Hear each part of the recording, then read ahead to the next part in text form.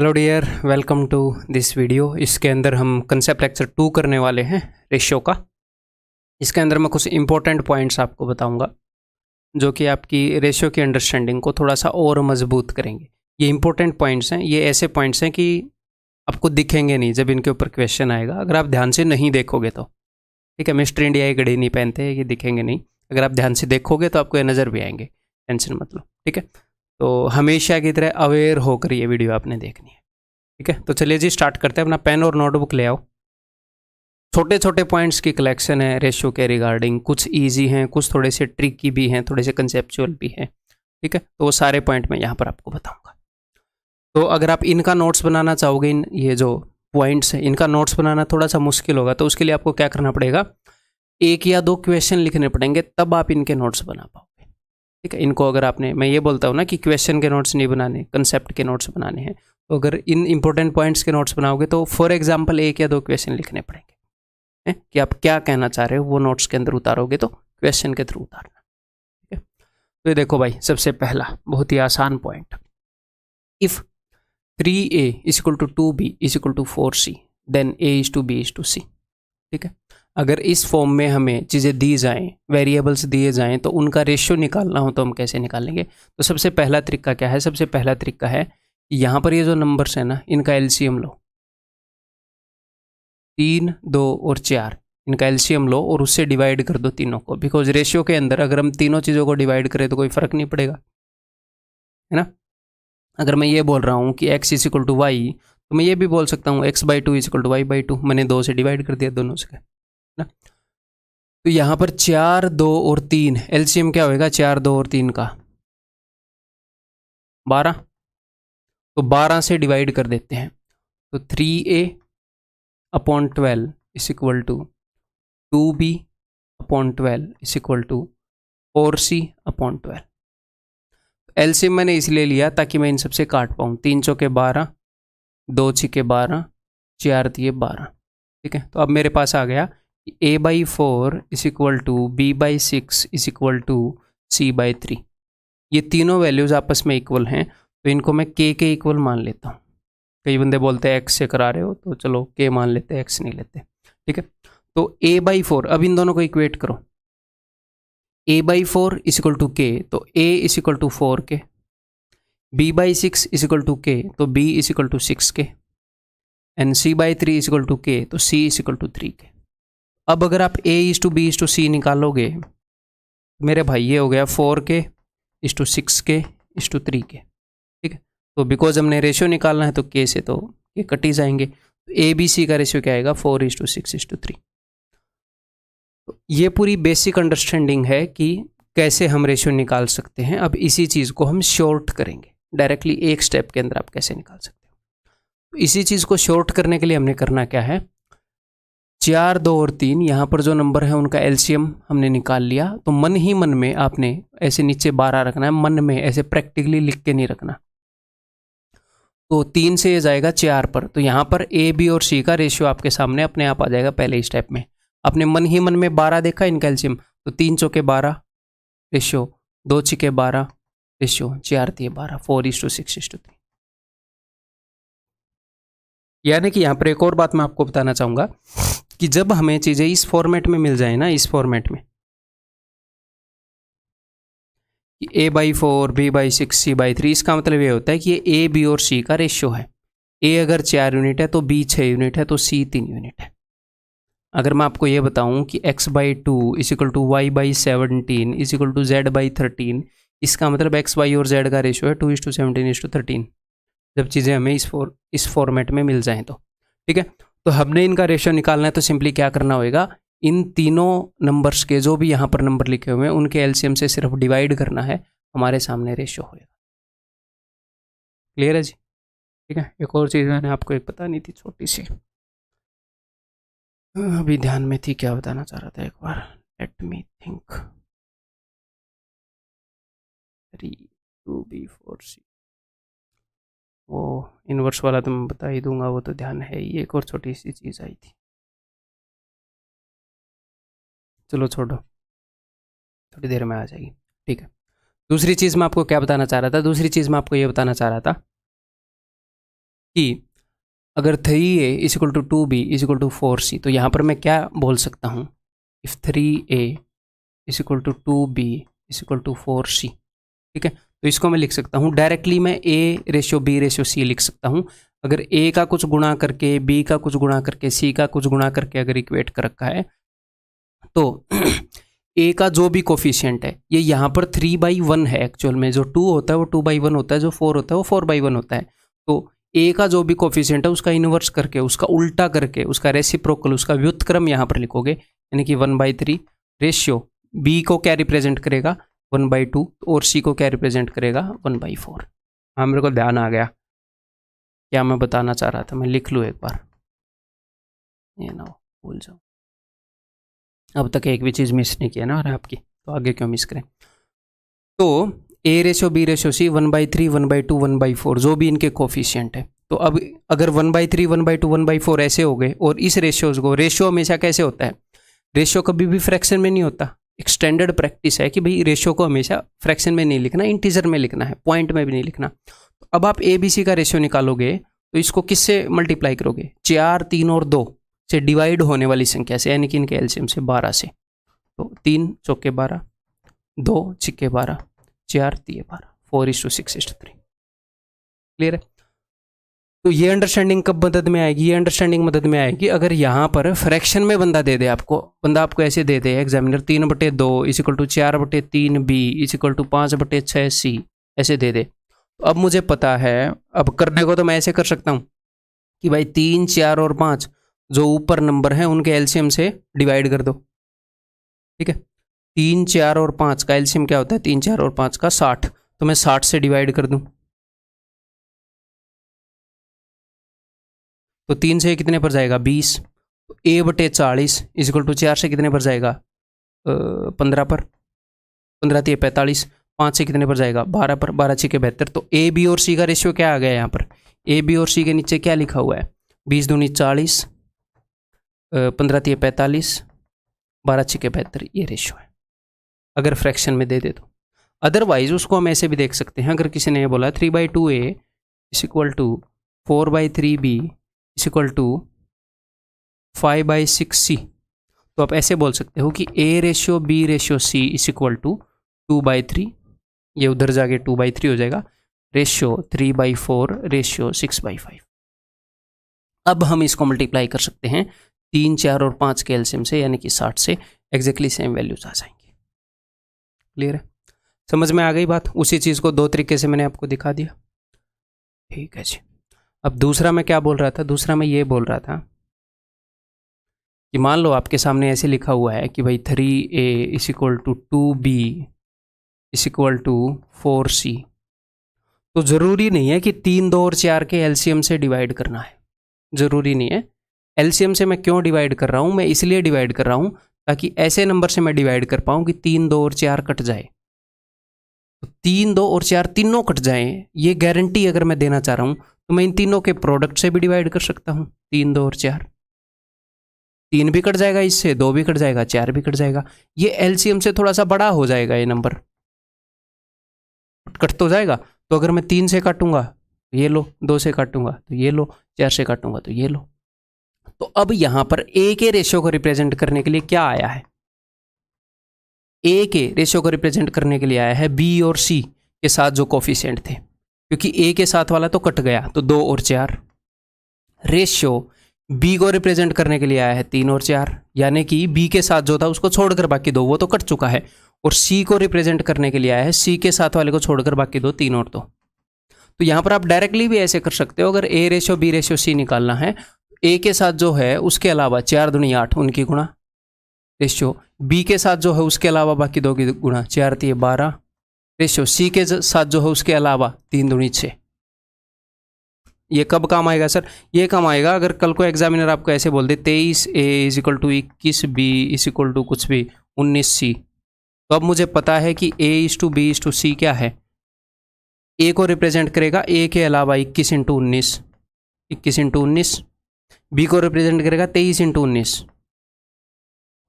C को represent करेगा 19 के अलावा 23 × 21। ऐसी सिचुएशन में ये काम आ जाएगा। 3 तरीके मैंने आपको बता दिए हैं।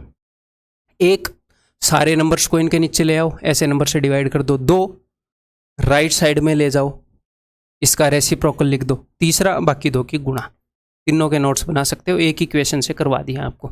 और ये मेंटली कर सकते हैं इस क्वेश्चन को। अब तक मैंने ऑप्शन मार्क नहीं किया, आप देखो मेंटली करते हैं। तो भाई 12 से मोस्ट प्रोबेबली अगर नंबर छोटे हैं तो हम कोशिश करेंगे एलसीएम से डिवाइड करें, वो बेस्ट है। 12 से डिवाइड करूंगा,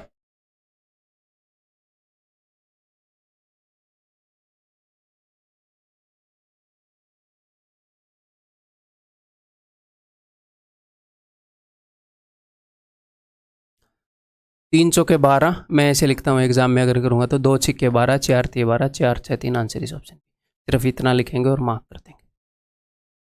क्लियर है? देखो एग्जाम में है ना, हमें शाना होने की ज़रूरत है, बहुत ज़्यादा शाना होने की ज़रूरत नहीं है। ओवर स्मार्ट मत बनना। कई बच्चे स्टेप्स को बिल्कुल ही एक्स्ट्रा स्किप करने के चक्कर में सोचते हैं डायरेक्ट मैं ऑप्शन मार्क कर दूं तो क्या होता है, मान लो ये तो बहुत ही ईजी क्वेश्चन है, क्या होगा, सिली मिस्टेक होने के चांसेस बढ़ जाएंगे। तो हमने स्टेप्स स्किप करनी है, लेकिन इतनी स्किप करनी है कि टाइम भी बचे और एक्यूरेसी भी मेंटेन हो। दोनों चीज़ों को लेकर चलना है ना भैया, टाइम भी सेव करना है प्लस जो क्वेश्चन है वो ठीक भी होना चाहिए। टाइम सेव होगा तो ज़्यादा क्वेश्चन कर पाएंगे, एक्यूरेसी होगी तो ज़्यादा क्वेश्चन के नंबर मिल पाएंगे। किसी भी एक के साथ कंप्रोमाइज़ नहीं कर सकते। अगर एक्यूरेसी बहुत आई है बट बहुत मंदे मंदे कर रहे हो, सिलेक्शन नहीं होएगा। टाइम ज़बरदस्त सेव कर रहे हो बट आधे क्वेश्चन में सिली मिस्टेक कर दे रहे हो, सिलेक्शन नहीं होएगा। दोनों का बैलेंस चाहिए, दोनों नहीं चाहिए, दोनों का बैलेंस चाहिए। दोनों मीठे मीठे चाहिए, टेंशन नहीं लेनी। प्रैक्टिस करोगे तो दोनों आ जाएंगे। तो दोनों चीज़ों का ध्यान रखना है। इन चक्करों में नहीं पड़ना। मतलब आजकल दिमाग के अंदर ये घुसाने के लिए बहुत है यूट्यूब के ऊपर की कट थ्रोट कंपटीशन है, ये है वो है, जैसे चाकू लेके खड़ा रहता है वहाँ पर बंदा, गलत करते ही काट दूंगा।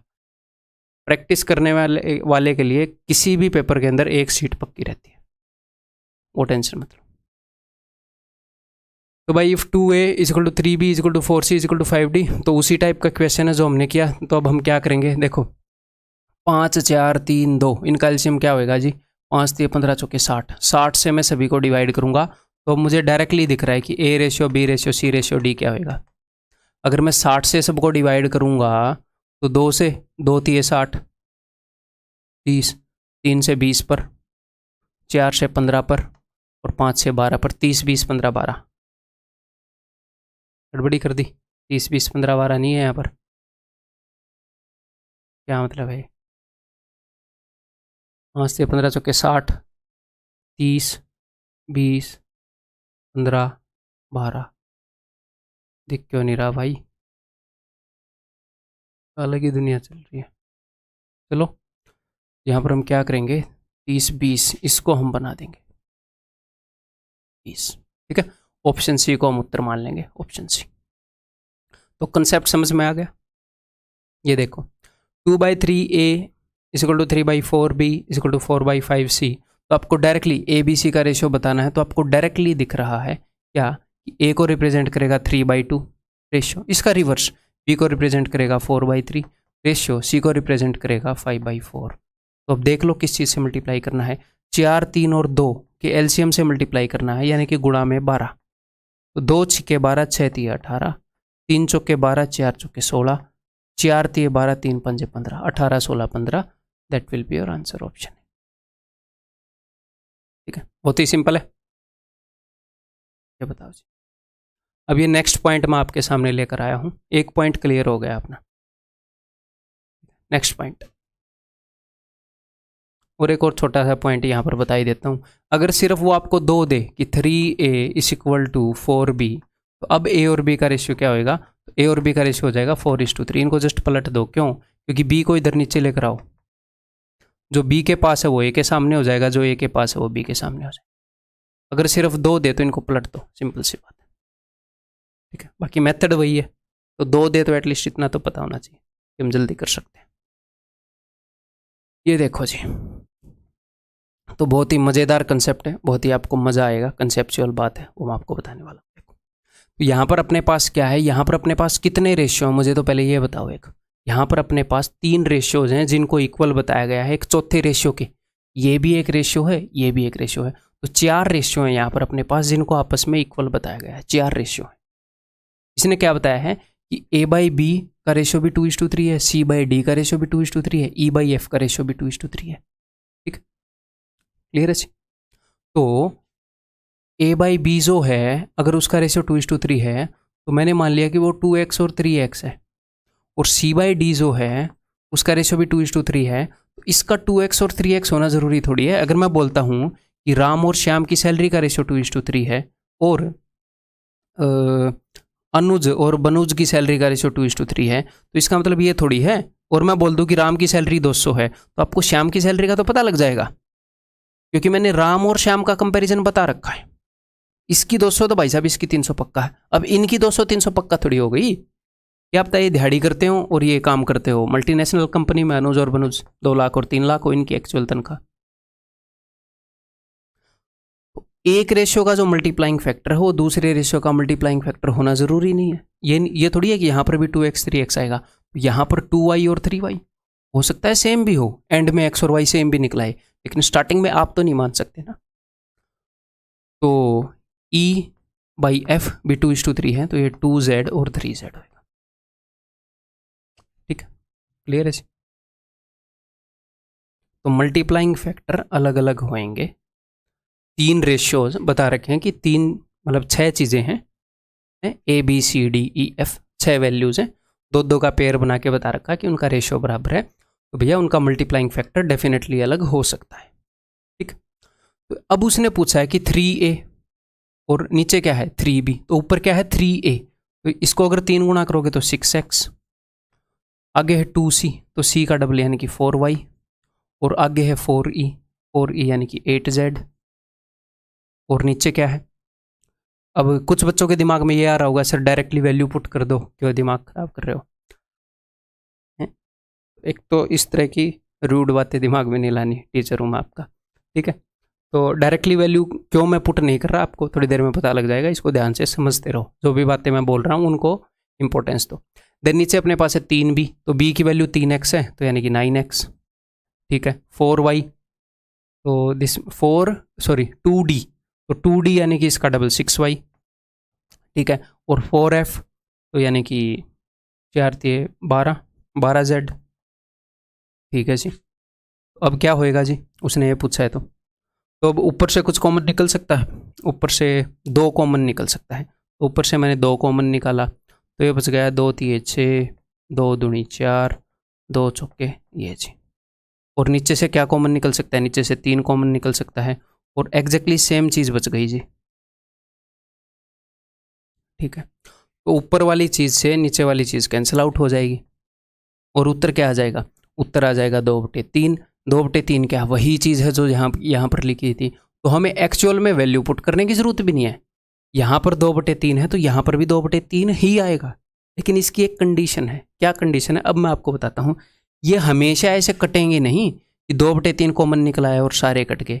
ये कटे हैं क्योंकि यहाँ पर एक स्पेशल केस हुआ है। क्या स्पेशल केस हुआ है, अब ध्यान से देखो। ए और बी का एक जोड़ा है, सी और डी का एक जोड़ा है, ई और एफ का एक जोड़ा है। इस जोड़े के अंदर जो 2 चीजें हैं उन दोनों को इक्वली ट्रीट किया गया है। जैसे कि यहां पर 3 है तो यहां पर भी 3 है। बताओ किया गया है कि नहीं किया गया। आप बोलोगे जी हाँ। सी और डी को इक्वली ट्रीट किया गया है। आप बोलोगे जी हाँ किया तो गया है। सी का कोफिशिएंट भी 2 है, डी का कोफिशिएंट भी 2 है। सी और डी को इक्वली ट्रीट करना है, ई और एफ को इक्वली ट्रीट करना है, इन दोनों के साथ बराबर काम करना है। हो सकता है यहाँ पर -4 और -4 हो तो भी इक्वली ट्रीटमेंट मानेंगे। अगर एक जगह माइनस है एक जगह प्लस है तो इक्वल नहीं है, माइनस और प्लस इक्वल नहीं है। इतना तो आपको पता होगा ना, बचपन से अब तक पता लग गया होगा, है ना। तो इसके साथ 4 से गुणा किया तो इसके साथ भी 4 से गुणा किया, ये भी +4 है, इसका कोफिशिएंट भी +4 है। अगर हरेक जोड़े के अंदर, हरेक पेयर के अंदर रेशो के जो पेयर्स हैं उनमें हरेक को इक्वली ट्रीट किया गया है तो क्या होगा, ये आंसर बदलेगा ही नहीं। अब आपके दिमाग में आएगा सर अगर इक्वली ट्रीट ना किया हो तो, वो भी मैं आपको बता देता हूं। अगर मान लो इक्वली ट्रीट किया है तो सीधा उत्तर वही मारो जो 2/3 है, उत्तर विल भी 2/3। दैट्स इट, क्लियर है। अगर इक्वली ट्रीट नहीं किया, इस f की जगह अगर मैं नो एफ कर दूं यहां पर तो सर क्या हो जाएगा, तो अभी देख लेते हैं। अगर इसकी जगह मैं नो एफ कर दूंगा तो 9F यानी कि 9 × 27, यहाँ पर आ जाएगा 27Z, है ना। तो मैं सारी चीज़ें यहाँ पर लिख रहा हूँ। 6x प्लस, ऊपर लिख देते हैं, 6x + 4y + 8z divided by 9x + 6y + 27z। अगर वहाँ पर मैं 9F कर दूँ तो ठीक है। तो ऊपर 2 कॉमन आ गया, तो ऊपर आ गया जी 2x + 2y + 4z divided by, नीचे मैं क्या कॉमन ले सकता हूँ जी, 3 कॉमन ले सकते हैं, तो अंदर आ गया जी 3x + 2y + 9z। अब ये कट रहा है? नहीं कट रहा। देखो जहाँ जहाँ पर भी सेम ट्रीट किया था वहाँ पर एग्जैक्टली सेम चीज़ आ रही है। ये कट जाता, लेकिन इसने काम खराब कर दिया। ये 4z है, ये 9z है। ठीक है, आपकी आंखें खराब हो तो 4 और 9 एक जैसे दिख सकते हैं, लेकिन इनको काटना नहीं है। ठीक है, समझ में आ गई बात। तो जहां पर भी गड़बड़ करोगे वहां पर ये बदल जाएगा और वो इसको कटने से रोकेगा। तो अब जो आंसर है वो 2/3 नहीं है। अब आंसर किस चीज़ के ऊपर डिपेंड करता है बताओ मुझे। अब डिपेंड करता है कि x की वैल्यू क्या है, y की वैल्यू क्या है, z की वैल्यू क्या है, यानी कि इनके मल्टीप्लाइंग फैक्टर क्या हैं, यानी कि इनकी एक्चुअल वैल्यूज क्या हैं, तो वो तो हमें नहीं पता। एक्स वाई जेड की जितनी वैल्यू होंगी उतने ही आंसर हो जाएंगे, अनगिनत इनकी वैल्यू हो सकती हैं। तो यहाँ पर अब नोट करने लायक पॉइंट क्या है? नोट करने लायक पॉइंट ये है कि अगर इस तरह का मामला हो, 2, 3, 4, 5 रेशियोज को इक्वेट किया गया हो और ऊपर और नीचे वाले के साथ सेम ट्रीटमेंट की गई हो, तो आंसर बदलेगा नहीं, यही रह जाएगा। सीधा मारो कटैक। अगर सेम ट्रीटमेंट नहीं की तो सीधा मारो कैन नॉट से। इस क्वेश्चन में कैन नॉट से नहीं होगा। अगर सेम ट्रीटमेंट नहीं की तो क्या हो जाएगा? कैन नॉट से। समझ में आ गई बात। तो जितनी तरह के इसके ऊपर क्वेश्चन आ सकते हैं, अभी इसी एक ही स्लाइड पर आपको करवा देता हूँ। ये बताओ इसकी वैल्यू आ सकती है कि नहीं? अगर मान लो यही दे रखा है, ए और बी को तो सेम ट्रीट किया भाई, 3 और 3, सी और डी को भी सेम ट्रीट किया, ऊपर 5 नीचे 4, तो कैन नॉट से। अगर ये क्वेश्चन पूछा होता तो कैन नॉट से। नेक्स्ट, यहाँ पर सेम ट्रीट किया है कि नहीं? 7, 7, 2, 2, 4, 4। कई बच्चों को लगेगा ये सेम है, ये माइनस है, ये प्लस है। ठीक है, तो ये अलग अलग होते हैं। यहाँ पर कोफिशिएंट -4 है, यहाँ पर कोफिशिएंट +4 है, तो answer will B can't say. थोड़ी देर पहले बताया था आपको। अब यहाँ पर सेम ट्रीट किया है कि नहीं? यहाँ पर a², देखो अब यहाँ पर उसने क्या किया, उसने इनका स्क्वायर कर दिया, a², b², c², d²। तो यहाँ पर जितनी पावर आप चढ़ाओगे ना, जितनी पावर आप चढ़ाओगे 2/3 के ऊपर उतनी ही पावर चढ़ जाएगी, उतनी ही पावर चढ़ जाएगी। तो पावर अगर चढ़ा दी तो टेंशन नहीं लेनी, लेकिन पावर चढ़ाने के बाद कोफिशिएंट देखो सेम है कि नहीं। ए और बी का 13, 13, सी और डी का -20, -20, ई और एफ का 4 और 4। तो कोफिशिएंट तो सर सेम है, एग्जैक्टली सेम ट्रीट किया है, तो कोई दिक्कत नहीं है, उत्तर आ जाएगा, उत्तर वही होगा। लेकिन पावर चढ़ाई है तो बस उत्तर के ऊपर पावर चढ़ा के बताओ। पावर 2 चढ़ाई है तो उत्तर हो जाएगा 4/9। अगर पावर चढ़ा दी और अलग अलग ट्रीट कर दिया कैन नॉट से, अलग अलग ट्रीटमेंट तो चाहिए ही नहीं। पावर चढ़ा दी वो कोई दिक्कत नहीं है, पावर 2 कर दी, पावर 3 कर दी, हम वही पावर चढ़ाकर उत्तर मार देंगे। ठीक है, मान लो ये पूछ लिया, ए और बी को सेम ट्रीट किया जी, सी और डी को जी, कोफिशिएंट सेम होना चाहिए, कोफिशिएंट सेम है जी, पावर 3 चढ़ा दी, उससे हम बिल्कुल भी बुरा नहीं मानते, तो उत्तर आ जाएगा। मैं कहना क्या चाह रहा हूँ, अगर सेम ट्रीट किया है और पावर चढ़ा दी है, आप भले ही इनको 2x 3x, 2y 3y, 2z 3z मान के कर लो, पावर चढ़ा दी, तो उत्तर यहाँ पर 8/27 आ जाएगा, बाकी सब कुछ कट जाएगा। 8 और 27 कॉमन आएगा, इसके ब्रैकेट में जो होगा, इसके ब्रैकेट में जो होगा वो कट रहा होगा, अगर ट्रीटमेंट सेम की है, अगर कोफिशिएंट सेम है। तो इस तरह के क्वेश्चन अपने एग्जाम में आते हैं, इसके ऊपर बेस्ड, इस कंसेप्ट के ऊपर बेस्ड। क्लियर है जी? तो इसका उत्तर कितना था? इसका उत्तर 2/3 था। अब मैं आपको इसी कंसेप्ट का बेसिक और बता देता हूँ, इसी कंसेप्ट को एक दूसरे नज़रिए से देखना और बता देता हूँ मैं आपको। ठीक है, मान लो यहाँ पर क्या था कि a/b = c/d = e/f। मेरे पास 3 रेशियो हैं, मैंने ये भी नहीं बता रखा कि ये 2/3 के इक्वल है, मान लो मैंने नहीं बता रखा। तो भाई एक कंसेप्ट ये है, इसका एक बार मैं आपको प्रैक्टिकली करके बताता हूँ।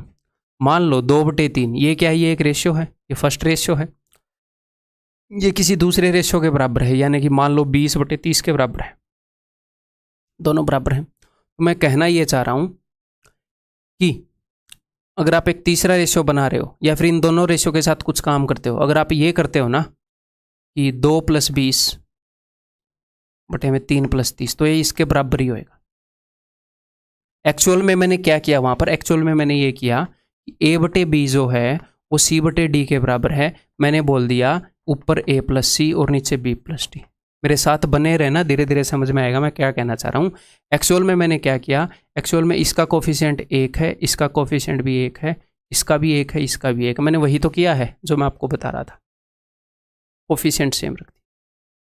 तो रियल कंसेप्ट क्या है बेसिक उसके पीछे जो मैंने आपको बताया ये है कि अगर आप इनको सेम ऐसे ट्रीट करोगे, इसको और इसको जोड़ दिया, इसको और इसको जोड़ दिया, ठीक है, अगर मैं a - c कर दूं, b - d कर दूं, तो भी कोई बदलाव नहीं आएगा, वो इसी रेशियो के बराबर ही रहेगा। पहले मैंने क्या किया था, 2/3 बोल दिया था इनको और बोला ये भी 2/3 होगा, ये भी 2/3 होगा, यानी कि इसी रेशियो में रहेंगी चीज़ें, ठीक है। रबड़ कहाँ मिलेगा भाई इसका,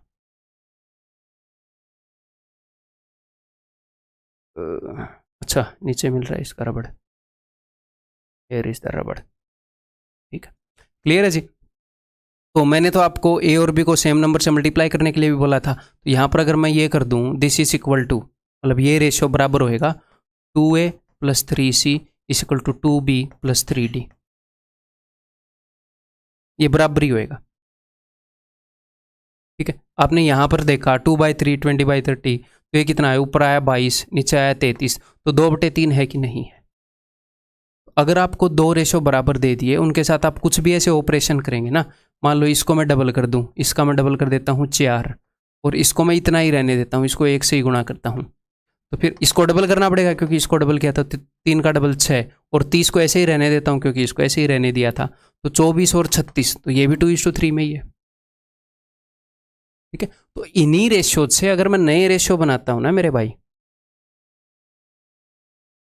कहने का मतलब क्या है, अगर सेम कोफिशिएंट रख के आप इन्हीं रेशियो से नए रेशियो बनाते हो तो वो सेम होंगे। इस समझ के ऊपर भी क्वेश्चन आते हैं। मतलब मैं ऐसे भी बोल सकता हूँ कि this is equal to a + c - e divided by p + d - f बराबर है, is equal to a - 2c + 5c + 5e divided by b - 2d + 5f बराबर है। सेम काम मैं कर रहा हूँ, बस पिछले क्वेश्चन में क्या किया मैंने, इसको 2/3 कर दिया और बोल दिया ये भी 2/3 होगा, ये भी 2/3 होगा। एक्चुअली ये कंसेप्ट है कि ऊपर नीचे अगर सेम ट्रीट कर रहे हो तो वो वही रेशियो मेंटेन रह जाता है।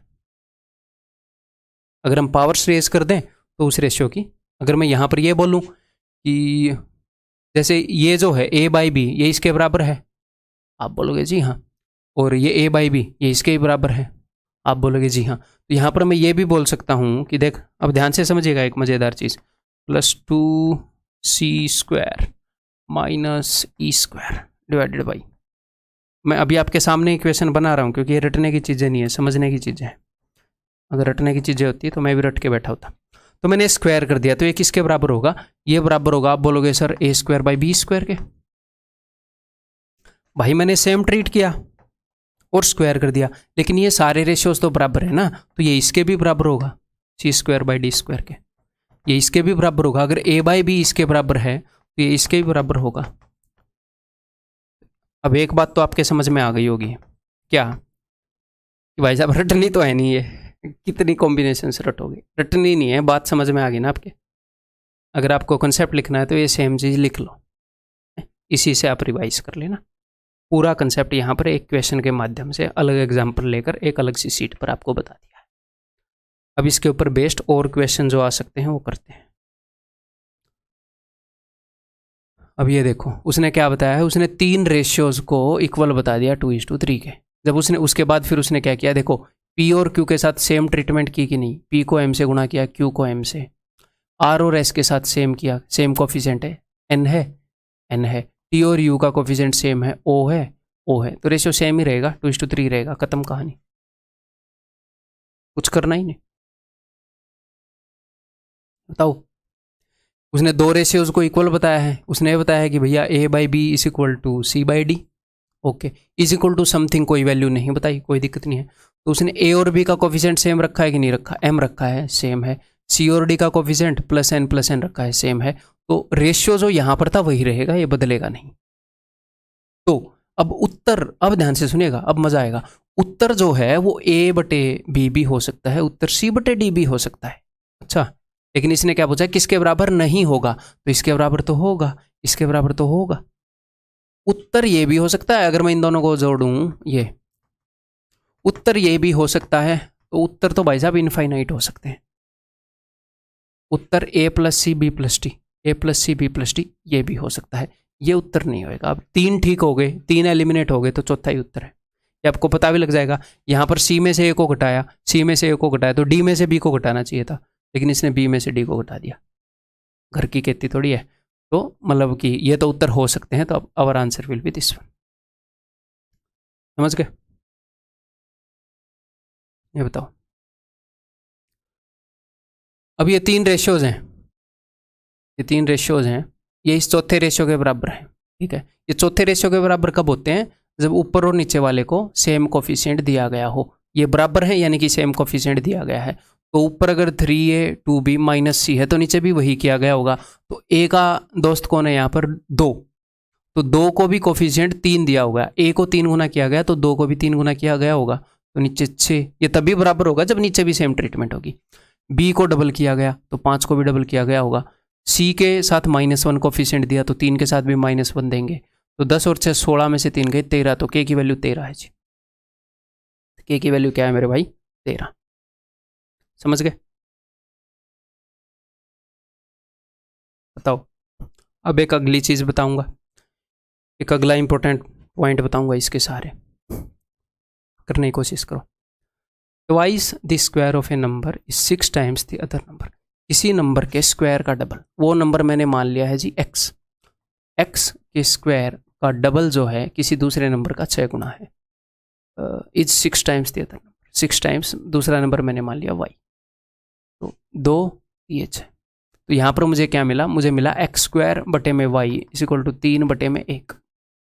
x स्क्वायर बटे y इज इक्वल टू 3 बटे में 1। What is the ratio between the first number and the second number. तो पहले नंबर और दूसरे नंबर के बीच में क्या रेशियो है, एक्स स्क्वायर की वैल्यू 3 है, y की वैल्यू 1 है। तो यहाँ पर कई बच्चे क्या कर देते हैं, यहाँ पर मैंने एक छोटी सी गलती कर दी। इस क्वेश्चन को इन्हें ऐसे करना था, 9 इस 18 करना था इसकी जगह। एक बार फिर से इस क्वेश्चन को करने की कोशिश करो। Twice the square of a number,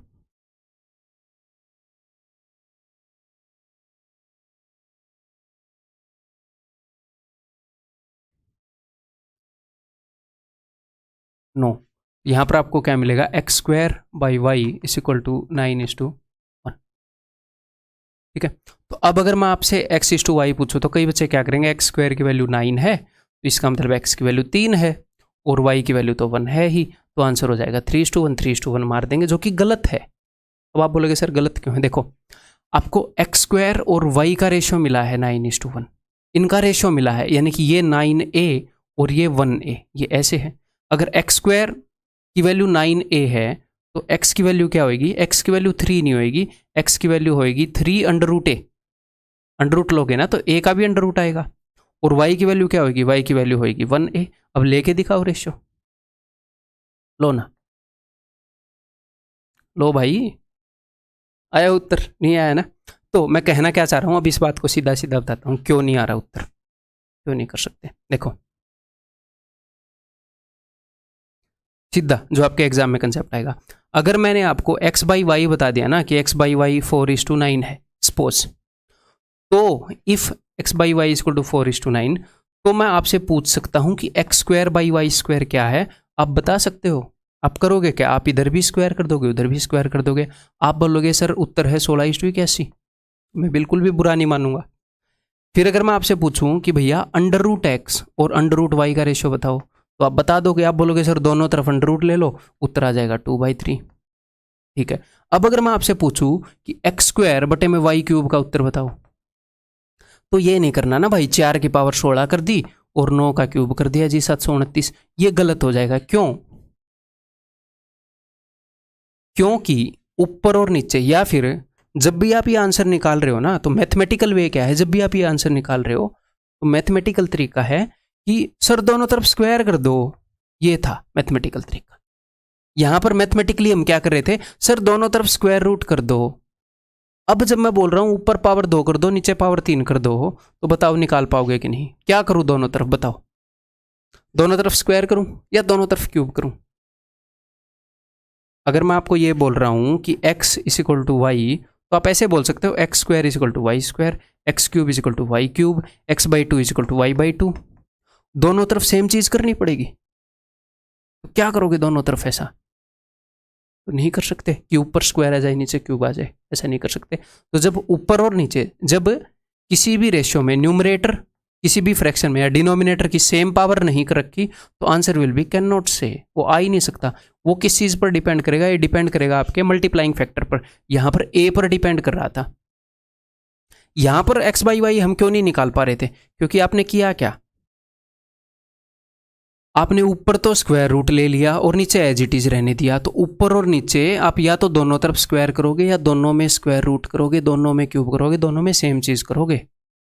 otherwise क्या होगा? ये जो मल्टीप्लाइंग फैक्टर है, ऊपर रूट ए आ जाएगा, नीचे ए आ जाएगा, वो कटेगा ही नहीं। आंसर कैन नॉट से। तो जब ऊपर और नीचे अलग अलग पावर ले रखी हो, तो answer will B can not से।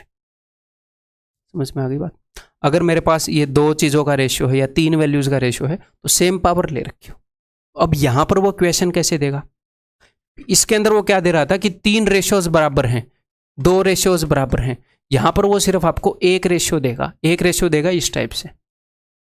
उसने इस चीज का रेशियो दिया, एक रेशियो देगा इस टाइप से, और दूसरा रेशियो पूछ लेगा, एक रेशियो देखकर दूसरा पूछ लेगा। अगर सेम पावर चढ़ा रखी है तो उत्तर आ जाएगा, सेम पावर नहीं चढ़ा रखी तो कैन नॉट से आएगा।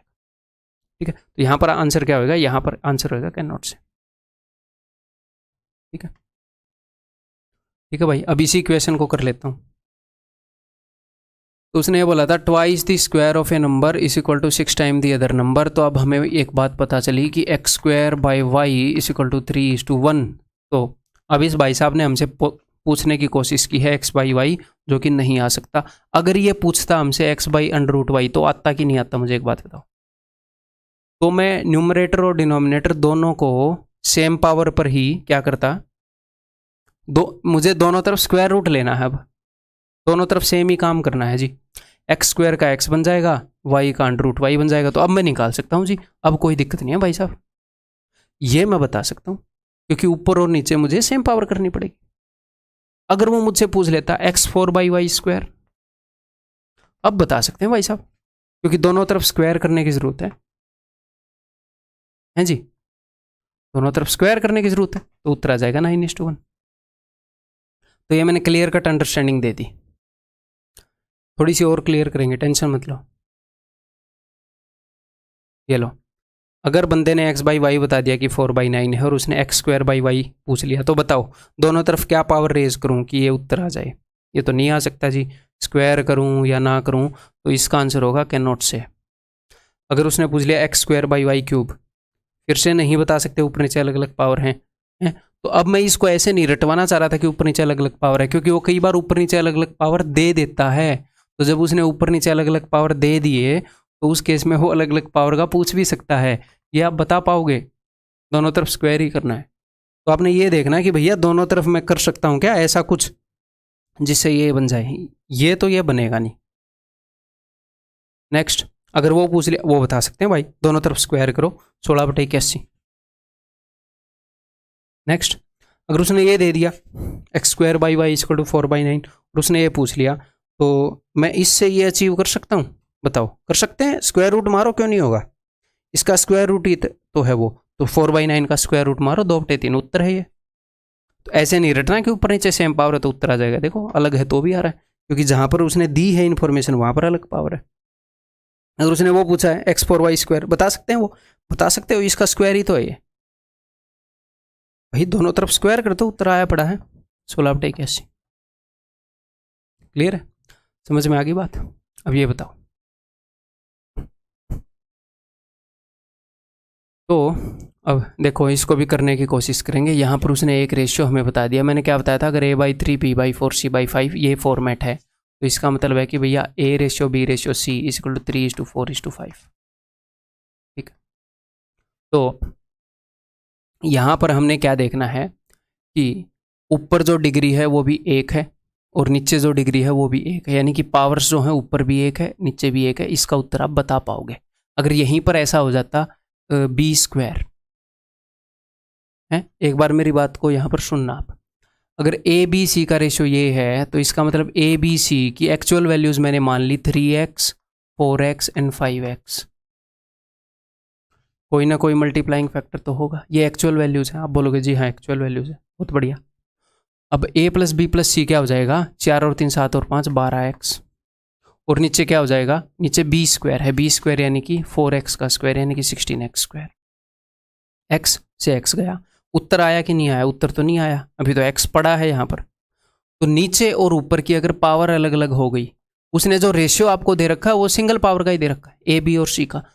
इस केस में अगर ऊपर और नीचे पावर अलग अलग हो गई तो कैन नॉट से उत्तर आ जाएगा, क्योंकि आपका मल्टीप्लाइंग फैक्टर कट ही नहीं पाएगा भाई साहब। लेकिन अगर पावर सेम है तो सर, अगर पावर सेम है मेरे भाई तो क्या होएगा, ऊपर आ गया इन तीनों का सम 12x और नीचे आ गया b की वैल्यू क्या है 4x। x से x गया, 4 से 3 गया। तो अगर ऊपर नीचे की पावर सेम है मेरे भाई तो आप वैल्यू पुट कर दो सीधा, जो भी आपको ए बी सी का रेशियो मिला है ना वो वैल्यू पुट कर दो सीधा, उत्तर आपके कदमों में होएगा 3 4 5। ए प्लस बी प्लस सी, एक्स मानने की जरूरत नहीं है, 5 और 4 9 और 3 12 डिवाइडेड बाई बी यानी कि 4, उत्तर है 3, दैट इज ऑप्शन बी। ये देखो पावर क्या हुई, बदल गई। रेशियो किसका बताया है, ए बी सी का बताया है, और ए बी सी नीचे ए स्क्वायर, ऊपर पावर 1 है नीचे 2 है। आंसर इसका नोट से निकलेगा ही नहीं, जो मल्टीप्लाइंग फैक्टर वो पड़ा रहेगा। ये बताओ, उसने ए और बी का रेशियो बता दिया। ऊपर क्या है, ऊपर है 5a प्लस बी, नीचे है 3a प्लस 2b। अब इस क्वेश्चन को कई बच्चे उससे इक्वेट करते हैं, किससे इक्वेट करते हैं, कंफ्यूज कर देते हैं। ए को तो मतलब कि सेम ट्रीट नहीं किया, 5 है 3 है। इन दोनों क्वेश्चन में एक बार डिफरेंशिएट करना। उस क्वेश्चन में क्या था, 3 रेशियोज थे और वो किसी रेशियो के बराबर थे। हर एक रेशियो में जो पेयर थे उनको इक्वली ट्रीट करना था। यहां पर कितने रेशियो, ए की तो रेशियो है, ए और बी का ही रेशियो बता रखा और क्या कर रखा है, उसके साथ कंफ्यूज मत करना इसको। एक ही रेशियो बता रखा है ए और बी का, और फिर ये आपसे पूछ रखा है ऊपर और नीचे पावर सेम है, पावर तो सेम है। यहाँ ऐसा तो नहीं है ना कि ए स्क्वायर और बी स्क्वायर हो गया हो, तो पावर तो सेम है। तो 2 और 3 को यूज कर सकते हो, यहाँ पर आप 2 और 3 को यूज कर सकते हैं, तो कर लेते हैं। 5 दूनी 10 प्लस 3 3a यानी कि 3 दूनी 6 प्लस 2b यानी कि 2 3 6, तो 13/12 इज इक्वल टू ऑप्शन है। अगर कुछ थोड़ा सा भी कन्फ्यूज़न हो गया हो, वैसे तो कन्फ्यूज़न होने का यहाँ पर चांस नहीं है, बहुत ही प्यार से बता रहा हूँ, फिर भी हो गया हो तो टेंशन नहीं लेनी, एक बार और लेक्चर को देखोगे क्लियर हो जाएगा। ठीक है, अगर मान लो आपका मैथ्स का बेस जो वो वीक है, एक आधी चीज़ें आपको रिपीट करनी पड़ सकती है, बहुत ज़्यादा वीक है तो बहुत ज़्यादा चीज़ें रिपीट करनी पड़ सकती है ना जी। क्लियर है, ये बात समझ में आ गई। अगर मैं यहीं पर ऐसे कर देता 5a square plus b square divided by 3a square plus 2b square, तो हम उत्तर दे पाते कि नहीं दे पाते, दे पाते। ऊपर भी स्क्वायर है नीचे भी स्क्वायर है, डिग्री सेम है, उत्तर आ जाता ऑप्शन से। ये ऑप्शन से नहीं, सॉरी, ये जो वैल्यूज हैं 2 और 3 ही पुट कर देते। अगर मैं थोड़ा सा ही बदल देता डिग्री को, ऐसे ऊपर डिग्री 2 है नीचे यहाँ पर 2 है यहाँ पर 1 है, अब उत्तर नहीं दे पाओगे, अब कैन नॉट से होएगा। और डिग्री 2 देने के कई तरीके हैं। अगर मैं यहाँ पर ऐसे दे देता 2ab, तो अब यहाँ पर भी 2 डिग्री आ गई। अब आप बोलोगे सर डिग्री 2 क्यों आ गई, क्योंकि a और b 2 टर्म आ गए ना भाई। यहाँ पर a और a 2 टर्म है, b और b 2 टर्म है, a और a 2 टर्म है, a और b 2 टर्म है। फिर भी ना समझ में आए तो कोई दिक्कत नहीं है। ये 2x है और ये 3x है। x यहाँ पर 2 बार आएगा, यहाँ पर x का स्क्वायर आएगा, 5 इंटू a का स्क्वायर 2x का स्क्वायर, x का स्क्वायर आएगा, यहाँ पर भी x का स्क्वायर आएगा, यहाँ पर भी x का स्क्वायर आएगा, यहाँ पर a और b 3 दूनी 6x स्क्वायर, यहाँ पर भी x का स्क्वायर आएगा। ये x स्क्वायर हर एक जगह से कट जाएगा, इसीलिए डिग्री सेम चाहिए ताकि x स्क्वायर x क्यूब ये कट जाए। यही प्रॉब्लम कर रहा है, ये नहीं कटा तो फिर कैन नॉट से हो जाए। तो इस तरह के क्वेश्चन में जब डिग्री सेम हो ऊपर नीचे तो इन्हीं वैल्यूज को पुट कर देंगे, उत्तर आ जाएगा। अगर डिग्री सेम ना हो तो कैन नॉट से उत्तर होगा। अगर डिग्री सेम ना हो फिर भी आपने वैल्यू पुट कर दी तो वो वैल्यू आपको ऑप्शन में मिलेगी, टेंशन मत लेना, लेकिन फिर आप गलत मार्क करके आ जाओ। ठीक है, तो कंसेप्ट क्लियर है? ये बताओ फिर। तो हमने बताना है जी x cube minus y cube divided by x cube plus y cube. ऊपर नीचे डिग्री सेम है तो यूज़ कर दो एग्जैक्टली सेम वैल्यू से, रेशियो वाली ही। तो 3 का क्यूब 27 माइनस 1 का क्यूब 1, 3 का क्यूब 27 प्लस 1 का क्यूब 1, 27 माइनस 1 26, 27 प्लस 1 28, तो 13/14 इज द आंसर। ठीक, क्लियर है? ये बताओ।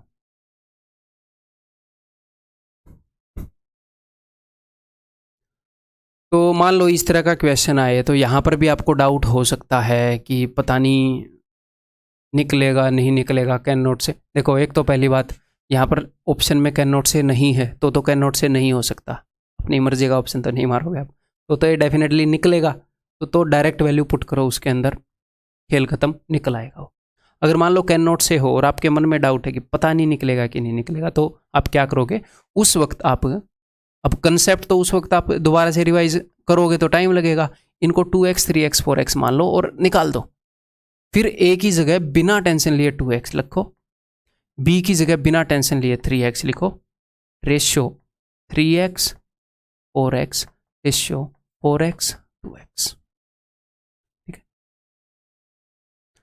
x कट गया, इसका मतलब x पर तो कुछ डिपेंड कर नहीं रहा है ना। तो अब मैं हर एक को किससे मल्टीप्लाई कर दूंगा, हर एक को मैं मल्टीप्लाई करूंगा 12 से, ताकि डिनोमिनेटर में कुछ भी ना बचे। तो 3 चौके 12, 4 दूनी 8, 4 तिये 12, 3 तिये 9, 2 दूनी 4 24, 8 9 24। ये क्या हो गया भाई, गड़बड़ क्या है कहा, c by a, c is equal to 4x, a is equal to 2x। 12 से मल्टीप्लाई करूँगा 24 ही आएगा, कोई नहीं, कोई दिक्कत नहीं। एक बार फिर से देख लेते हैं, a by b that is 2x by 3x, 3x by 4x, c by a 4x by 2x। 12 से मल्टीप्लाई, 3 4 दूनी 8, 4 3 ये 9, 2 24, 8 9, इसको कर लेते हैं जी 24। क्लियर है? अगर मैं यहीं पर ऐसे कर दूं, अब देखता हूं आपका दिमाग चलेगा कि नहीं।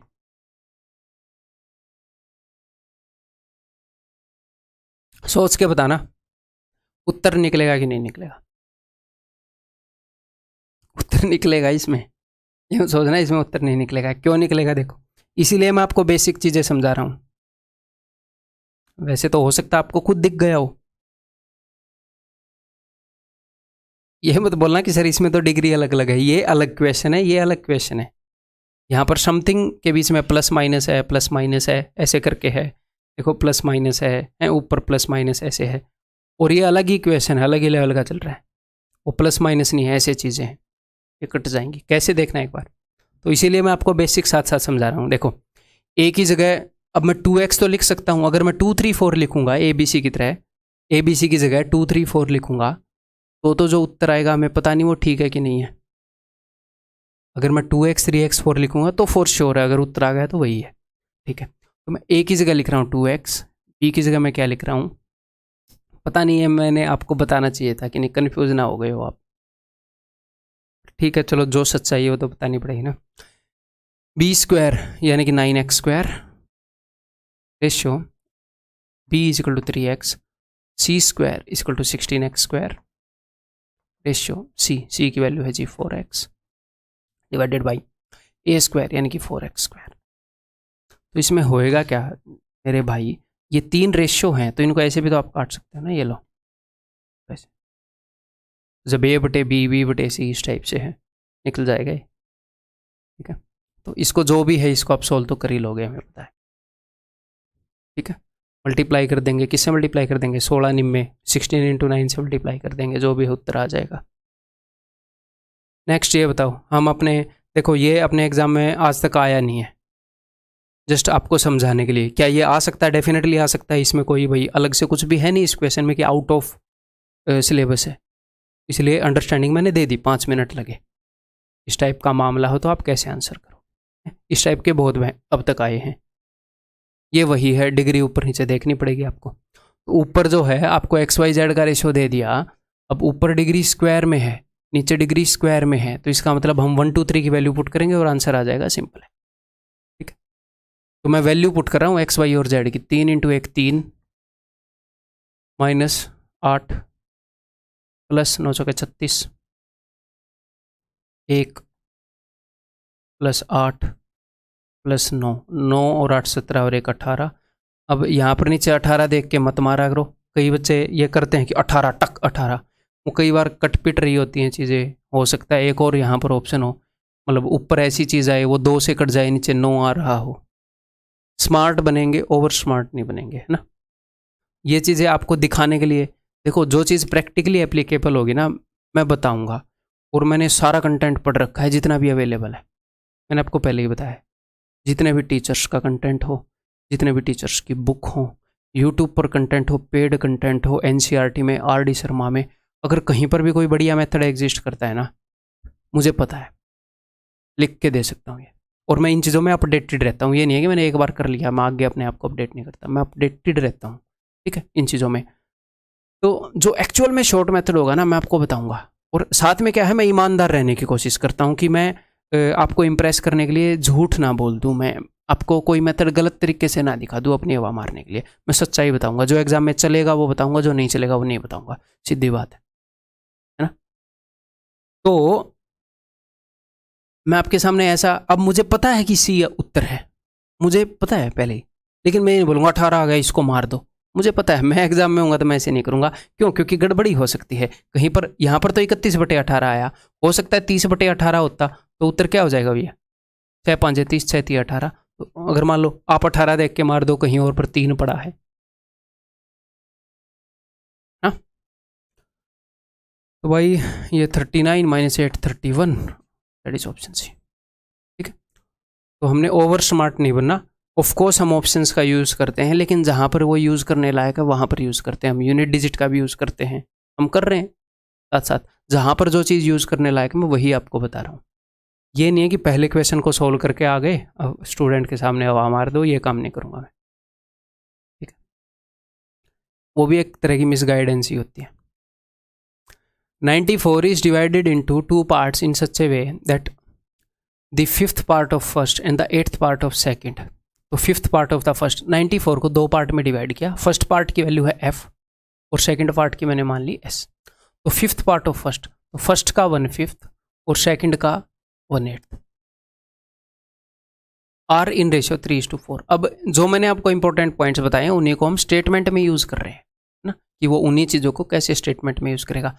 f/5 ratio 7/8 is 3:4। तो आप क्या करोगे, first by second is equal to f/5 की वैल्यू अगर 3 है तो 5 को उधर ले जाकर गुणा कर दोगे, 5 3 15।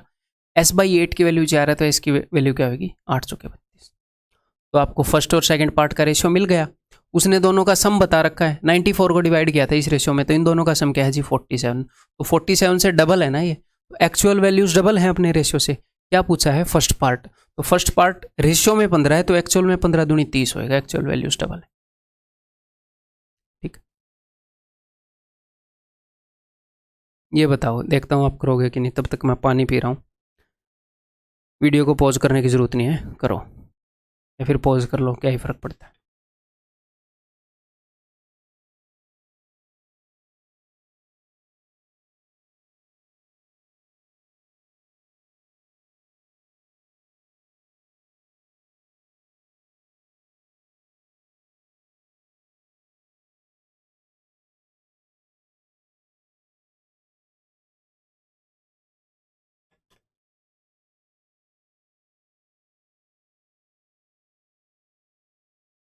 हेलो चलो जी, उम्मीद है कि आपने किया होगा ट्राई और कर लिया होगा क्वेश्चन को।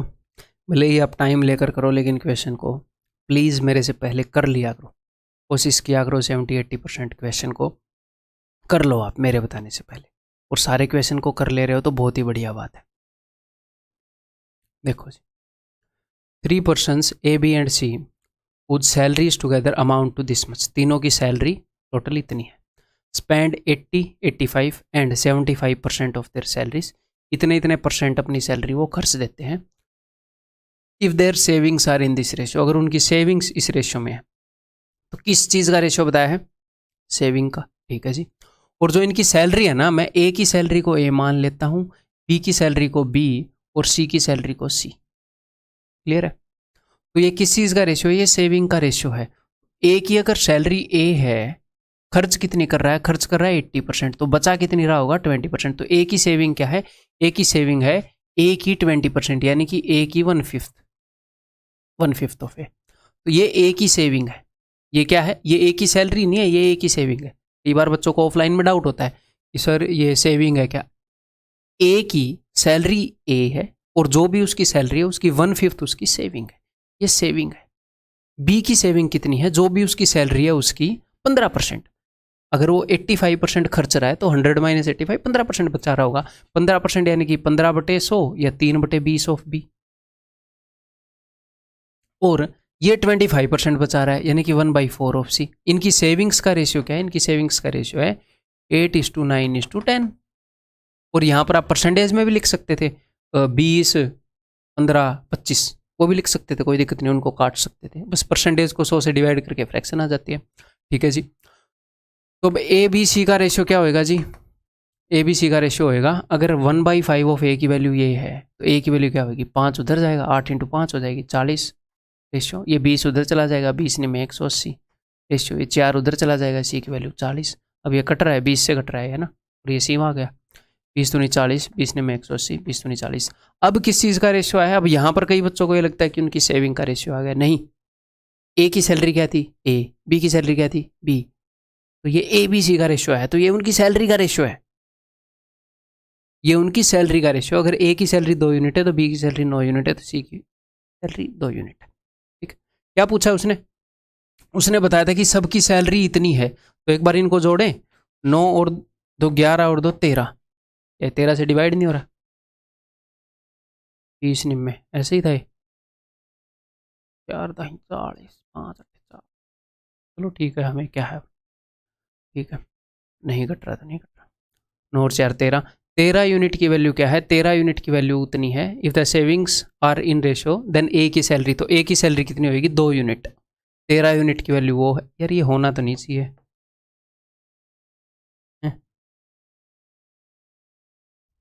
कंसेप्ट आप समझ गए हो, बट ठीक है, अभी हम देखते हैं एक बार मामला क्या है, कहाँ पर गड़बड़ हो रही है। वो इतना स्पेंड कर रहे हैं तो उनकी सेविंग का रेशियो, यहाँ पर मैंने 20% लिया तो 1/5 आएगा, 25% 1/4 आएगा, यानी 8, 9, 10 ही लिया है। और ये 15/100, 5 दिए 5 20, 5 8 40। ओहो सॉरी सॉरी सॉरी, ये 20 से ऊपर गुणा किया मैंने इसको, तो ये 3 नीचे भी तो जाना था, तो यहाँ पर तो 60 आएगा।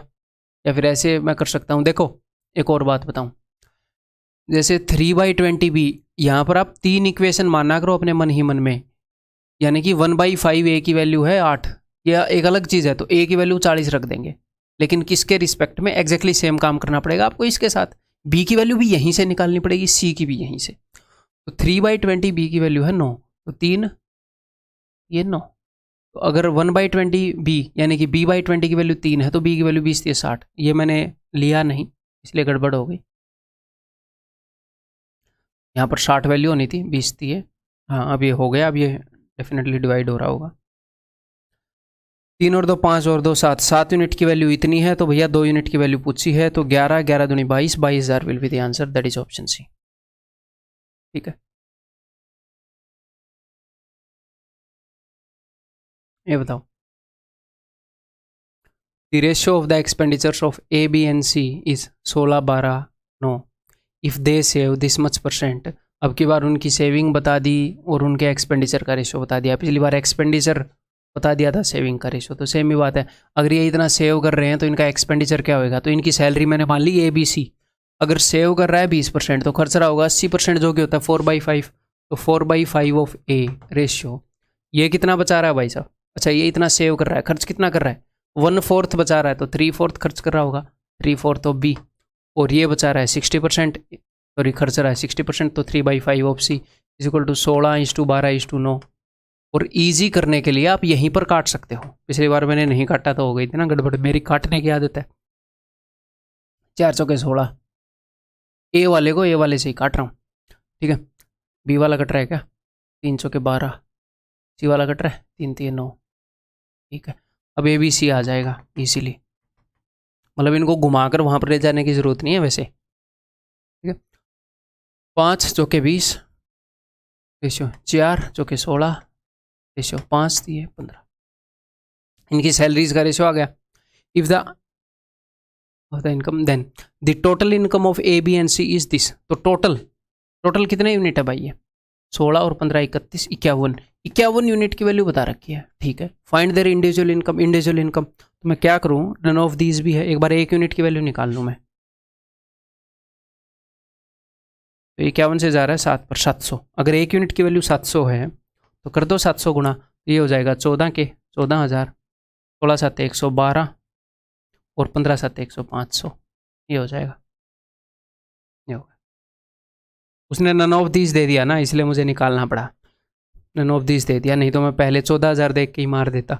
ये ना होता कि 2 ठीक दे दे तीसरी गलत दे दे, ऐसे भी कर देता वो, फिर एक आंसर हो जाएगा। नन ऑफ दीज आप माराओगे ए, तो सिर्फ एक देख के भी यहाँ पर नहीं मार सकते, हैं जी, समझ रहे हो।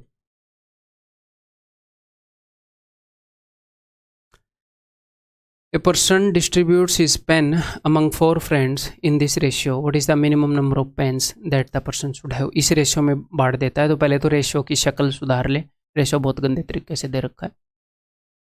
तो आप मल्टीप्लाई करोगे ऐसे नंबर से जो इन सब से डिवाइड होता हो, यानी कि इन सब का एलसीएम कोशिश करेंगे। अगर एलसीएम से नहीं भी करोगे तो गड़बड़ नहीं होगी, ठीक है। तो रेशियो को फिर से काटना पड़ जाएगा बस। तो 12 तो देखो 6 4 और 3 का तो 12 हो जाएगा, 12 पंजे 60 है एलसीएम। तो रेशियो हो गया 20 रेशियो 15 रेशियो 12 रेशियो 10। इनके अंदर कुछ कट तो नहीं रहा, ये देख लो नहीं कट रहा। हो सकता है ना हमने एलसीएम लेने में गलती कर दी हो, तो क्या होगा, इनमें कुछ कटता हुआ मिल जाएगा। हो सकता है कोई बच्चा है एलसीएम 60 की जगह 120 ले ले गलती से, तो होएगा क्या, तो इनका डबल आ जाएगा मामला। तो फिर 2 कट रहा होगा ना, क्योंकि आपने एलसीएम में 2 एक्स्ट्रा ले लिया। एलसीएम गलत ले लोगे तो आंसर गलत नहीं होएगा, वो रेशियो को फिर से सुधारना पड़ेगा, ये मामला है बस। तो ये रेशियो हो गया। इस रेशियो में उसने पेन बांटे हैं, अगर उसने इस रेशियो में पेन बांटे हैं तो टोटल पेन कितने हैं यहाँ पर, टोटल पेन कितने यूनिट हैं? तो 15 और 12 27, 27 और 30 57, 57 यूनिट्स हैं। तो पेन क्या होंगे, पेन 57 का इंटीजर मल्टीपल होंगे। इंटीजर मल्टीपल क्यों होंगे सर? टोटल पेन इसलिए होंगे क्योंकि ऐसा नहीं हो सकता ना कि उसने उसको 3.5 पेन दिए, 7.5 पेन। क्लियर है? तो न्यूनतम उसको 57 का सबसे छोटा इंटीजर मल्टीपल क्या है 57, दूसरा क्या है 114, तीसरा क्या है, आगे जो भी बढ़ेंगे, ठीक है। तो उसने क्या पूछा, न्यूनतम कलमों की संख्या, तो वो 57 ही होगी, ठीक है। देन भाई टाइप्स ऑफ रेशियो, ये रेशियोज के कुछ टाइप्स हैं। ये अब तक अपने एग्जाम के अंदर आए हैं सर, अब तक अपने एग्जाम के अंदर नहीं आए हैं, लेकिन एक रिलेवेंट सा कंसेप्ट है। पूरी 5 मिनट लगेंगी, 5-6 मिनट इसको बताने में। तो एक बार सुन लो, अपने नोट्स में लिखोगे, एग्जाम में जाने से पहले 2 मिनट नज़र मारोगे, दिमाग में सेट हो जाएगी। इतना इसका काम, क्योंकि रिलेवेंट है, ठीक है। चलिए ऐसे देखते हैं। तो डुप्लीकेट रेशियो क्या होता है, हिंदी में इसको बोलते हैं द्विघाती अनुपात। अगर मैंने आपको बता दिया डुप्लीकेट रेशियो वो पूछेगा कैसे, वो मैं आपको बता देता हूँ। मैंने आपको बता दिया कि A रेशियो B 4:9 है, वो आपको ऐसे बताएगा कि if A ratio B is 4:9 then find the duplicate ratio of A:B। A ratio B का डुप्लीकेट रेशियो, तो डुप्लीकेट रेशियो होएगा किसी भी रेशियो का डुप्लीकेट रेशियो पूछेगा ये। तो डुप्लीकेट रेशियो होता है कि पावर डबल कर दो, ये यानी कि डुप्लीकेट रेशियो क्या हो जाएगा, अगर ए और बी का रेशियो 4:9 है तो इनका डुप्लीकेट रेशियो हो जाएगा इनकी पावर डबल कर दो जी। तो यहीं पर यानी कि द्विघाती, हिंदी में तो आपको मतलब समझ में आ रहा है, द्वि का मतलब 2 और घाती का मतलब घात पावर। द्विघाती पावर 2 करने पर अनुपात क्या होगा, अनुपात की पावर 2 करने पर कर दी हमने। अब डुप्लीकेट में पावर 2 कर रहे हैं तो सब डुप्लीकेट में क्या कर रहे होंगे, पावर 1/2, सब लगा दिया उसने 1/2। तो सब डुप्लीकेट हिंदी में वर्गमूल अनुपात, वर्गमूल निकाल दो अनुपात की, हिंदी में तो सीधा सीधा पता लग रहा है यहाँ पर। तो वो हो जाएगा, अगर कोई ये बोल रहा है कि ए और बी का, अगर एग्जामिनर आपको ये बोले कि सब duplicate ratio of a and b is this, तो इसका मतलब वो √A और √B का रेशियो बता रहा है। और अगर वो रेशियो बताकर उसका पूछ ले, इसका √ कर दो। अगर मैं आपको बताऊं कि सब डुप्लीकेट या फिर वर्गमूल अनुपात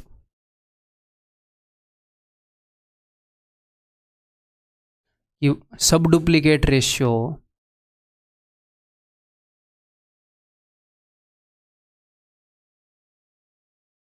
of P and Q is 3:5 है, देन फाइंड P/Q। तो सब डुप्लीकेट रेशियो बताया है, यानी कि √P रेशियो √Q ये बताया है। तो आपसे P/Q पूछ लिया तो स्क्वायर कर दो, तो P/Q हो जाएगा 9:25। ये छोटी सी बात है, बस इन टर्म्स का पता होना जरूरी है, ठीक है, इसलिए आपको बता रहा हूं।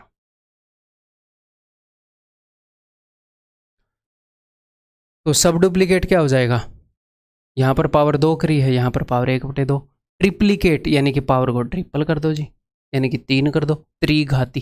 तो अगर A रेशियो B 4:9 है तो इनका ट्रिप्लीकेट रेशियो हो जाएगा A³ और B³ का जो भी रेशियो है, यानी कि 64:729। सर सब ट्रिप्लीकेट रेशियो क्या हो जाएगा, तो अब आप समझ गए होंगे, सब ट्रिप्लीकेट यानी कि इनके क्यूब रूट का रेशियो, क्यूब रूट ऑफ 4 जो कि नहीं निकल सकता तो ऐसे ही रखेंगे, क्यूब रूट ऑफ 9। एक नेक्स्ट है इनवर्स रेशियो। इनवर्स रेशियो का मतलब है, यहाँ पर आपको समझ में आ रहा है, या फिर इसका दूसरा वर्ड मैं बताऊँ, रेसिप्रोकल रेशियो, यानी कि जो भी रेशियो है उसका रेसिप्रोकल कर देना। व्युत्क्रम अनुपात, यानी कि अगर A अनुपात B 4:9 है, इनका इनवर्स रेशियो क्या होगा, इनका इनवर्स रेशियो होगा, जस्ट इनको उल्टा कर दो, 1/4:1/9। अब आप 36 से मल्टीप्लाई करोगे या ऐसे क्रॉस मल्टीप्लाई करोगे तो ये क्या आ जाएगा, ये आ जाएगा 9:4। अब आपको लगेगा सर 4:9 का 9:4 उल्टा कर दो, वो सही है, लेकिन अगर उसने 3 दे दिए तो एक्चुअल कंसेप्ट तो पता होना चाहिए। मान लो मैं आपको बोलूँ कि इफ़ A/B/C = 2:3:4, और मैं आपको बोलूँ कि इनका इनवर्स रेशियो, या फिर हिंदी में इसको क्या बोलते हैं, व्युत्क्रम अनुपात इनका बताओ। अब ऐसे उल्टा मत कर देना 4:3:2, क्योंकि एक्चुअल अंडरस्टैंडिंग तो ये है, उसका इनवर्स करना है। अब हम किससे गुणा करेंगे, इन सब के एलसीएम से, यानी कि 12 से, 2 छक्के 12, 3 चौके 12, 4 3 12, तो 643 हो जाएगा इनका इनवर्स रेशियो, ठीक है। इनवर्स रेशियो का मतलब पता चल गया। Next compound ratio. Compound ratio होता है 2, 3 या 4 रेशियो का, मल्टीपल रेशियो का। कंपाउंड रेशियो क्या होता है,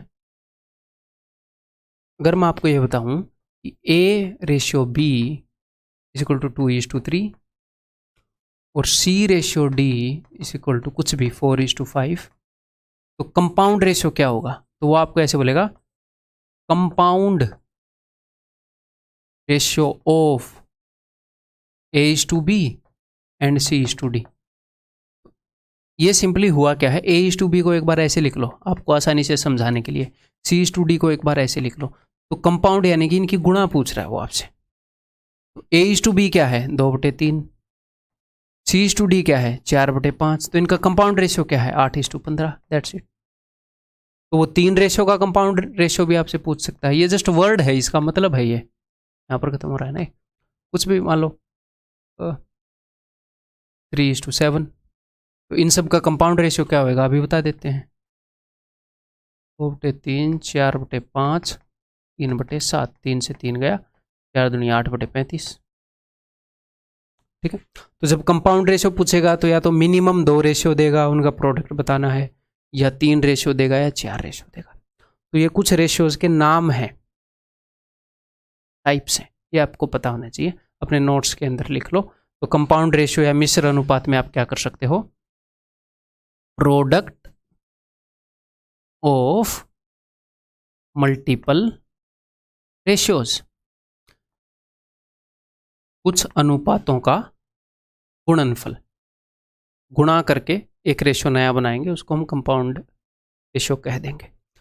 एक आधे क्वेश्चन कर लेते हैं कि अगर इनके ऊपर क्वेश्चन आएंगे तो किस टाइप के आएंगे, ठीक है जी। देखो 5 मिनट लगेंगे हमें।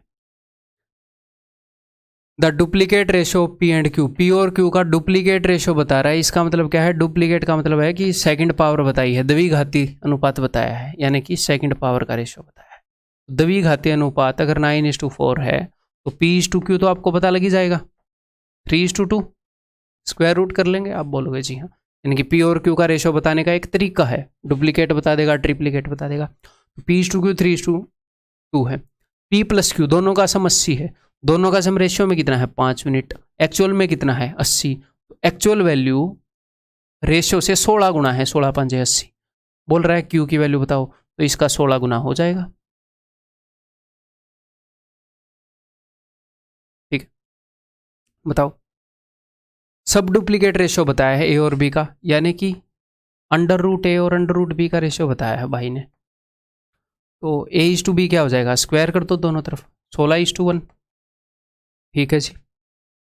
अगर ए और बी का डिफरेंस 60 है तो इन दोनों का डिफरेंस कितना है जी, 15 यूनिट। 15 यूनिट की वैल्यू 60 है, रेशियो से कितनी गुना है एक्चुअल वैल्यू, 4 गुना है सर, तो एक्चुअल वैल्यू 4 गुना है। ए और बी का सम बताओ, तो रेशियो में इन दोनों का सम कितना है, 17 यूनिट है सर, एक्चुअल चीज़ें 4 गुना है, 17 × 4 = 68। दैट इज ऑप्शन सी। ठीक, क्लियर है जी। The compound ratio of inverse ratios of this, इनके इनवर्स रेशियो का कंपाउंड रेशियो बताओ। तो मैंने आपको क्या बताया कि इनवर्स रेशियो, अगर आपके पास एक रेशियो दे रखा है 3:4, तो इसका इनवर्स रेशियो होगा 4:3। जस्ट पलटना है, जस्ट पलटना है। अगर 3 रेशियोज मैं आपको दे दूं इनका इनवर्स रेशियो, तो उस केस में आपको निकालने में एक एक्स्ट्रा स्टेप लगेगी। एक्चुअल में इनवर्स रेशियो यही होता है कि उनका मैं रेसिप्रोकल दे दूं, जो भी हमसे पूछा गया है। लेकिन जब सिर्फ 2 दे रखे हो तो हम पलट के काम चला लें। तो यहाँ पर एग्जामिनर ने क्या बोला, यहाँ पर एग्जामिनर ने बोला कि इनके इनवर्स रेशियोज का कंपाउंड रेशियो बताओ। तो पहले तो मैं इनवर्स रेशियो यानी कि व्युत्क्रम अनुपात निकाल दूं। इसका इनवर्स रेशियो क्या होएगा भाई, इसका उल्टा होएगा। ये x बटे में YZ है, मैं इसको YZ बटे में x लिख दूं। सर आप ऐसे बटे में क्यों लिख रहे हो, क्योंकि वो कंपाउंड रेशियो निकालना है तो वो ईजी रहता है। इसका इनवर्स रेशियो क्या है, इसका इनवर्स रेशियो है ZX बटे में Y, उल्टा लिख रहा हूँ, बाद वाले को पहले लिख रहा हूँ, XY बटे में Z। तो ये 3 इनवर्स रेशियो आ गए, इनका कंपाउंड रेशियो बताना है तो कर दो भाई गुणा। ये लो, कंपाउंड रेशियो गुणा ही करना होता है। X से X गया, Y से Y गया, Z से Z गया, XYZ। तो उत्तर क्या आ गया, कंपाउंड रेशियो XYZ बटे में 1। रेशियो निकालना है ना, 2 टर्म होनी जरूरी है, तो XYZ:1 ऑप्शन पे। क्लियर है, समझ में आ गई बात। तो वही अपना कंसेप्ट लेक्चर 2 भी क्लियर हो गया है। उम्मीद है कि आपको इंटरेस्टिंग लग रही होंगी चीज़ें, बर्डन नहीं पड़ रहा होगा आपके ऊपर, और मैं आपको रटवा नहीं रहा काम का की चीज़ें, मैं आपको समझा रहा हूँ। और उसके बाद आपको याद तो ऑफ कोर्स रखनी है, लेकिन हम बिना वजह याद नहीं रख रहे हैं, हम अपनी समझ को डेवलप कर रहे हैं, है ना। और ऑफ कोर्स आपको 2 3 6 2 × 3 6 है, ये आपको कैसे पता है, आपने समझ भी लिया है, लेकिन अब तो आपको रटा हुआ है ना, 8 7 56 आपको रटा हुआ है। तो हमने ये चीज़ें याद भी रखनी है जो मैं आपको बता रहा हूँ। नोट्स इसीलिए मैं आपसे बनवा रहा हूँ, ये सारे पॉइंट याद रखने हैं, आपने बार बार रिवाइज करने हैं, लेकिन हम अपनी समझ डेवलप कर रहे हैं। समझ डेवलप करने से क्या होएगा कि स्ट्राइक हो जाएगा, कहाँ पर कौन सा मेथड यूज़ करना है, क्या करना है, क्यों करना है। कुछ भी उसने चेंज कर दिया कंसेप्ट के अंदर तो आप उसको कर ले जाओगे। इसी मटेरियल को बार बार करोगे तो वो कुछ भी कर दे एग्जामिनर, आप कर ले जाओगे, गारंटी देता हूँ। अगली वीडियो में मिलते हैं।